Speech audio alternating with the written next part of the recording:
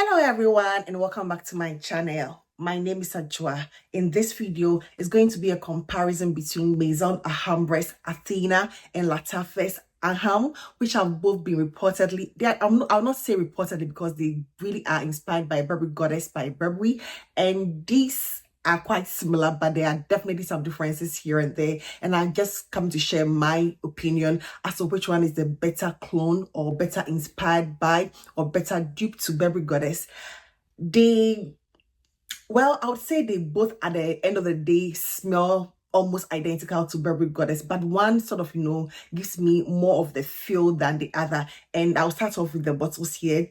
When I compare these two bottles, I think this is pretty, it's quite pretty, but quite standard for a Middle Eastern feminine, linen bottle, whilst this one is like a more unisex bottle. But I think I like the details of I like the details of ANGHAM by Lattafa, although I don't know the theme for the, the notes, musical notes, whatever that they have on. I don't know what inspired that, but I think I prefer the bottle of ANGHAM by Lattafa to the bottle of this, but this is also quite pretty. When it comes to the note structure, they are entirely different. I think the notes for ANGHAM is the one that is like closest to the original Burberry Goddess in terms of the note structure, but this is like totally different with like a plethora of florals, and it has a whole lot of notes. I think you can look it up. I don't want to bother you with notes here, but when it comes to the note structure, this is going to be the closest in terms of what Burberry Goddess has. While this one is like quite different. It even includes a note of leather, which is quite, I don't know how they did it, but somehow, although it include leather, cypress, thyme, green, saffron, it sort of ends up smelling like that, So these are some of the differences too. What separates these two from the jumpstart is going to be a heavy presence of florals. I have my notes here, so I'll be looking down and referring to it. This is the most floral when it comes to the two fragrances. And Burberry Goddess is also floral with the lavender. It just has the note of lavender, whilst ANGHAM has the note of lavender and jasmine, but this one has like cypress, thyme, jasmine, orris, a whole lot, when it comes to the florals. And this is the most floral amongst these two. It is the most floral at the opening. At the opening is the most floral, although you get some florals here with the jasmine and the lavender. And Athena is going to be the most floral at the beginning. Another difference I find between these two is the fact that Athena seems a lot more muskier than the ANGHAM from Lattafa and even the OG Burberry Goddess. OG Burberry Goddess to me is not musky at all. It doesn't have anything musky to it. But this Athena seems quite musky, whilst this one is not. ANGHAM from Lattafa doesn't seem musky to me at all. So that is also another difference I find between this. When it comes to these two, Athena is the less vanillic, if that is a word, the less vanillic one, whilst this one is the more vanillic one. Burberry Goddess is all about the vanilla and then the lavender, but Athena is the less vanillic in comparison to ANGHAM from Lattafa. Although this is not the most vanillic to me, I think the OG is the, the most vanillic, of the three. Of course, it's the original, and this I would say is about it's vanillic, but not as intense as the one I find in the OG, especially before it dries down. But this is the less vanillic, version of the three, while this one is like mid-range, and of course the original is the most vanillic. Another one I also find that another difference I find between these two is the fact that the OG is quite nutty. All the comparisons I'm doing is based on how I smell, my nose, my experience. The OG is quite nutty. It comes across as a very nutty vanilla to me.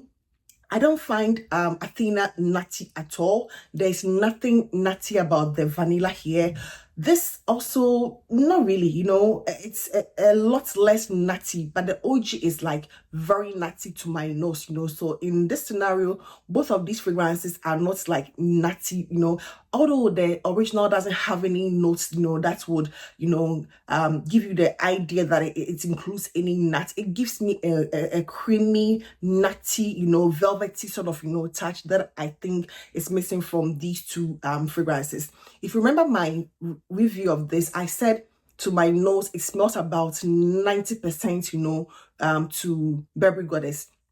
But with this comparison, with how these two fragrances behave to my nose, I think I would rather say, just because of this comparison, I'll just say I'll give this one about Angham about 93%, whilst this one Athena is going to be like 90%, you know. And I'm not done with the differences. I just want to mention that before I move on. Another difference I find between these two is the fact that although they are both not like the most room-filling fragrances, you know, when it comes to projection, longevity, and all those, you know, Athena is the more projecting, not the more projecting, the more long-lasting in terms of, you know, staying on skin for the longest, although it is like quite, it doesn't give you the projection, you know. This one projects a little, Angham projects more than Athena, whilst Athena lasts, you know, a little longer than Angham. You know, that is the difference. This one lasts slightly longer than Angham on skin and on clothes, but Angham is going to give you the projection, a bit more of the projection, you know, from my test wears. This one gives me a bit more of the projection than Athena.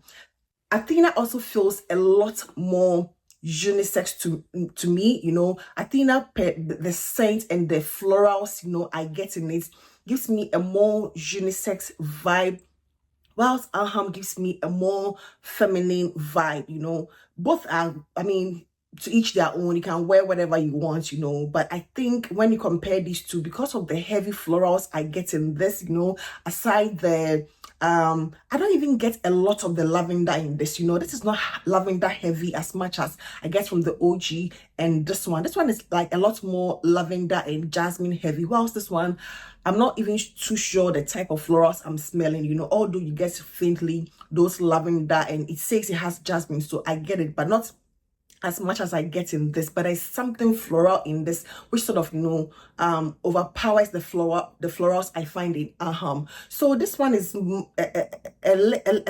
lot more unisex in my opinion. You know, it feels much more unisex to me, whilst Angham feel a lot more feminine in my opinion. You know, I mean, for the bottle, this one feels a lot more unisex and this feels feminine. But when it comes to the scent by itself, for the bottle, this is more feminine, this is more unisex. But when it comes to the scent by itself, this is more masculine and this is more feminine to me. And I think, yeah, what else did I write here?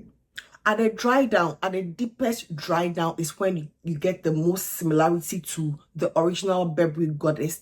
This, although starts off very floral, ends up being like quite accurate, you know, to OG Burberry Goddess. But in comparison to this, I think this one is a lot more. You're going to get that whole essence of Burberry Goddess from the jump starts, whilst this one needs to at least settle down a little bit, you know, to my nose.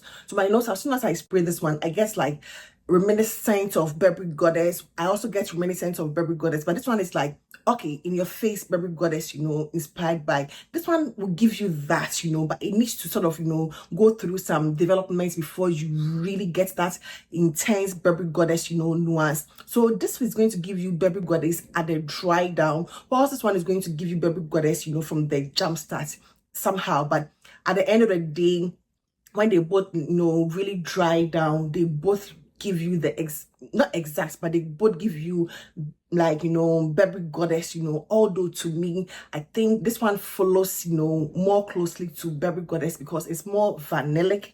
It is more of the lavender, whilst this one is less vanillic, more of some form of florals, you know. It even includes some rose, you know, and some leather.